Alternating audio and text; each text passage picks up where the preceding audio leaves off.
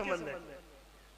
एक गाड़ी है, ई गाड़ी के दो टायर है, एक पत्नी ग्रस्त की ये गाड़ी है, ये दोनों टायर से गाड़ी चलती है। और जब तक दोनों टायर सही चलते हैं तो यात्रा सुखद होती है। और यदि टायर में गड़बड़ हो तो वो कोई महात्मा लिखिए ना कि गाड़ी तो आडी चले भूण बछेड़ा खाए, छठे मर्दाई काम रुड़े के को चेला किनराय। बोला गाड़ी आडी चाले और भूण बछेड़ा खाए और घर में 20 आदमी है, छठे मर्दाई काम रुड़गो तो हे चेला एक शब्द में उत्तर दे काई कारण है। तो बोला गुरुजी सूत में गोने काई गाड़ी को धुर्रो, काई भूण, काई घर का सारा आदमी एक सूत में गोनी, घर में 20 आदमी है लेकिन सूत में गोनी।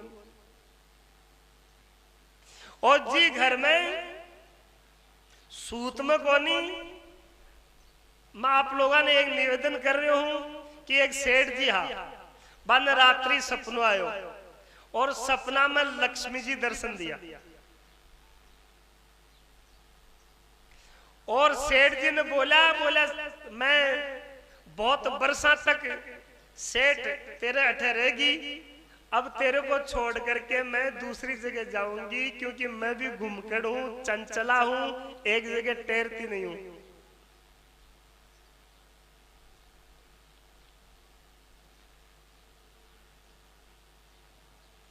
सेठ जी घबरा गए, बोले आप चली जाओगी तो फिर, बोले चिंता मत कर, जाती जाती एक वरदान दे जाऊं ताकि इच्छा हो जो मांग लो। सेठ जी बोला मन तो मांगू भी नहीं आवे, मैं मांगूंगा ही।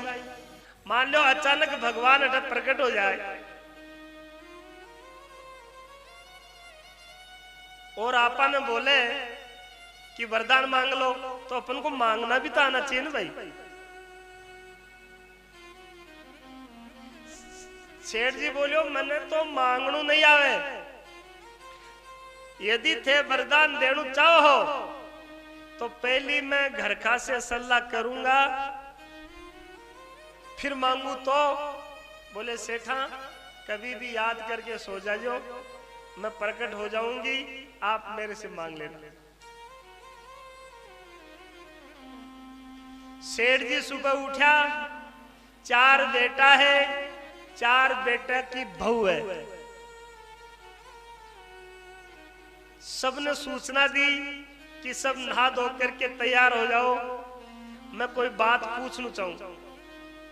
सबसे पहली बड़ी बड़ी बेटा की बहू को बुलाई और बात सुनाई कि लक्ष्मी जी ने दर्शन दिया है, अपन को छोड़कर जा रही है, बताओ एक वरदान देंगे क्या मांगे।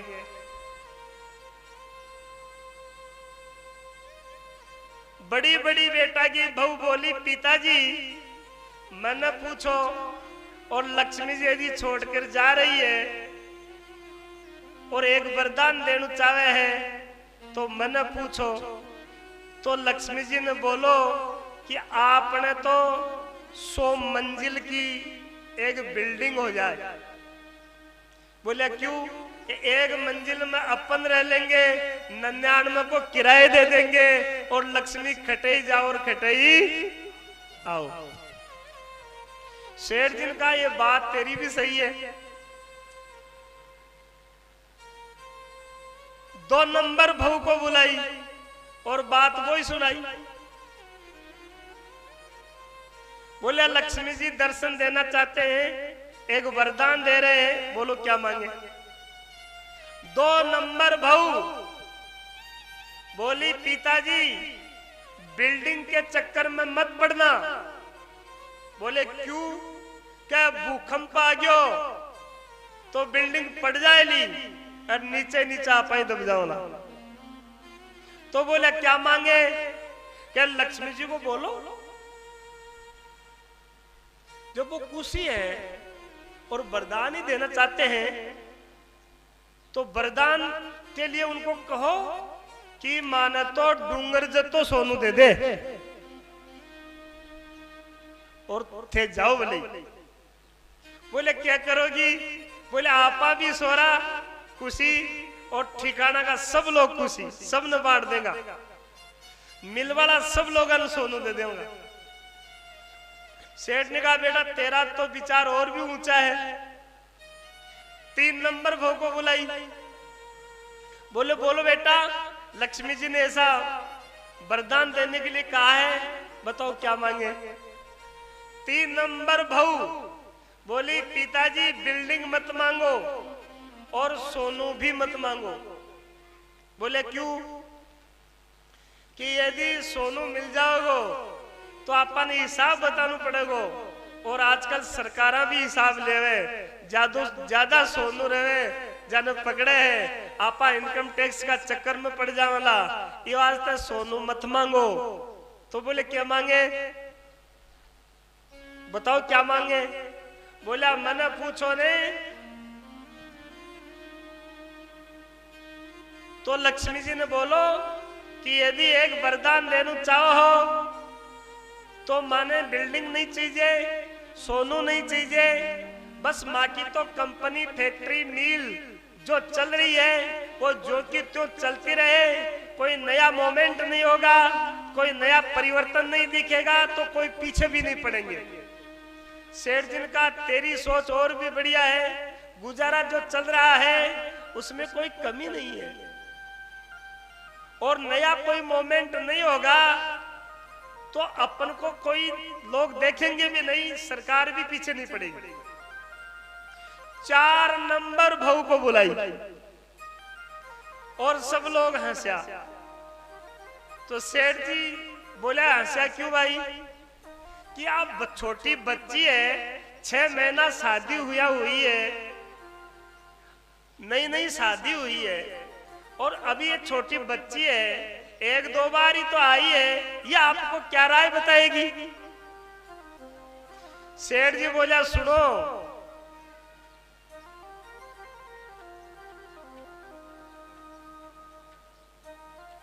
इस संसार में मैं शरीर छोड़ दूंगा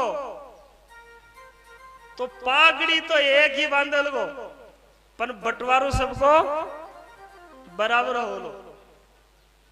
ये वास्ते घर में जितना सदस्य है आपको हक सबको बराबर है, सब भाइयों को हक बराबर है। ठीक है इनकी उम्र कम है कोई बात नहीं, लेकिन मारो फर्ज है पिता होने के नाते कि मैं इसके सलाह लूंगा। छोटी छोटी बहू आई, आकर के प्रणाम किया। बोले पिताजी कैसे याद किया? बोले बात वही है, लक्ष्मी जी ने वरदान देने के लिए कहा है, बोलो क्या मांगे। तो छोटी छोटी बहू बोली कि पिताजी यूं तो तुम्हारी पोती की उम्र की हूं, मैं पोती की आपकी पोत्री है, इतनी उम्र मेरी है, लेकिन फिर भी आपने मेरे को इस काबिल समझा कि मैं आपको कुछ बताऊं, आपको कुछ राय दूं। तो पिताजी मेरा तो यही निवेदन है, वो 3 जो है नुगरी थी, इसके घर में इसके पियर में कोई संत आते थे, कोई कथा सुनी हुई थी, कोई महात्माओं की गीता भागवत रामायण की पढ़ी लिखी थी, सुनी हुई थी, उसकी आवाज उसके विचार सुनो। उसने कहा पिताजी मेरे हिसाब से तो बिल्डिंग मत मांगो, मेरे हिसाब से सोनू मत मांगो, मेरे हिसाब से फैक्ट्री कंपनियां मत मांगो, तो क्या मैं तो निवेदन कर रही हूं, मेरा तो निवेदन है पिताजी कि लक्ष्मी जी को कहो कि यदि एक ही वरदान लेकर के जा रहे हैं तो उनको कहो कि मारे 4 बेटा है, चार बहू है, आ चारू बेटा में, आ चारू भवा में मिलती रहे, एकता रहे, आकमाई संपत्ति रहे, प्रेम रहे, सने रहे और आप पधरो।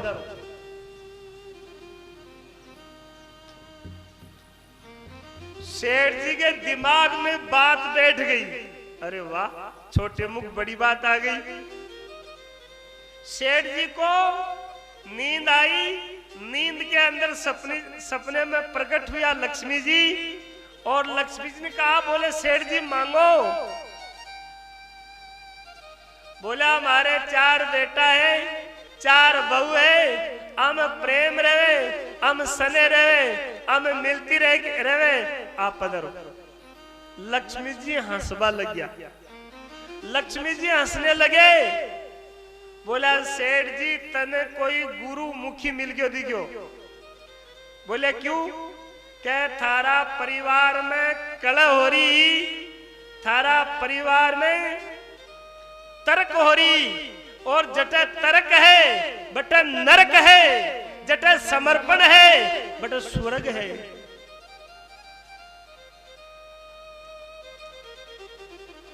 थारा घर में तर्क हो रही, कलह हो रही, और ये अशांति के कारण मैं तन छोड़ करके दूसरी जगह जा रही हूं। लेकिन मैं वचन में बंदी हूं, और तूने मेरे से मांग लिया कि परिवार में एकता रहनी चाहिए, परिवार में प्रेम रहना चाहिए, परिवार में मिलती रहनी चाहिए। तो मैं वरदान दूं कि जा थारा 4 बेटा और 4 बहू अब प्रेम रहोगो, एकता रहेगी। और सुन, अब मैं भी कोनी जाऊं।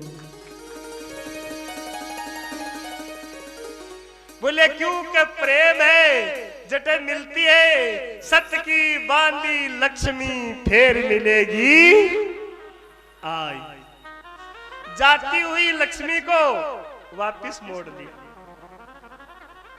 तो परिवार में संपत्ति, समाज में संपत्ति, गांव में संपत्ति, देश में संपत्ति, प्राणी मात्र में सद्भावना, यही हमारे इन उपनिषदों का, वेदों का और भागवत जी का एक लक्ष्य है। एको ब्रह्म द्वितीया नास्ति नैना नास्ति किंचन।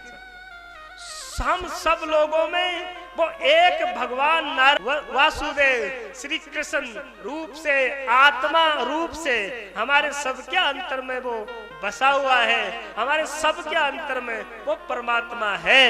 ऐसा हमारी संस्कृति, हमारी जो है सदग्रंथ, हमारे ऋषि मुनि हमको ऐसी अनुभूति कराने वाले हैं भागवत जी के द्वारा कि आत्मा अमर है, अजर है, अविनाशी है, अविगत है। भागवत भागवत, भा का मतलब भक्ति, गे का मतलब ज्ञान, भा भक्ति, गै ज्ञान, वा वैराग्य, वैसे वैराग्य, और तैसे त्याग। और भागवत का मतलब ये नहीं कि किसी का जन्म मरण, ऐसा नहीं कि किसी की मौत को रोक दे। भागवत सुनने से, भागवत समझने से, भागवत अनुभूति करने से मृत्यु नहीं टलेगी। बस मृत्यु भागवत सुनने से मृत्यु टलेगी नहीं, मृत्यु सुधर जाएगी। राजा परीक्षित की मृत्यु टली नहीं, क्योंकि जो मौत है वो तो शरीर को आती है,